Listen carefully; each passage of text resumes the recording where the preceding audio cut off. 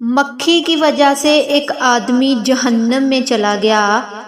رسول اللہ صلی اللہ علیہ وسلم نے فرمایا، ایک آدمی صرف مکھی کی وجہ سے جنت میں چلا گیا اور دوسرا جہنم میں۔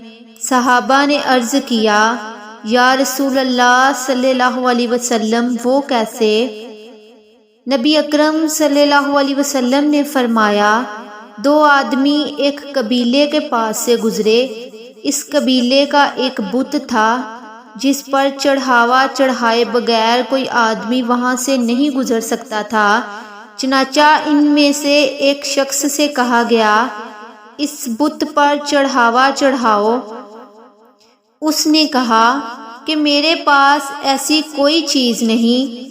قبیلے کے لوگوں نے کہا، تمہیں چڑھاوا ضرور چڑھانا ہوگا، خواہ مکھی ہی پکڑ کر چڑھاؤ۔ مسافر نے مکھی پکڑی اور بت کی نظر کر دی۔ لوگوں نے اسے جانے دیا، چنانچہ وہ اس چڑھاوے کی وجہ سے جہنم میں چلا گیا۔ قبیلے کے لوگوں نے دوسرے آدمی سے کہا کہ تم بھی کوئی چیز بت کی نظر کرو۔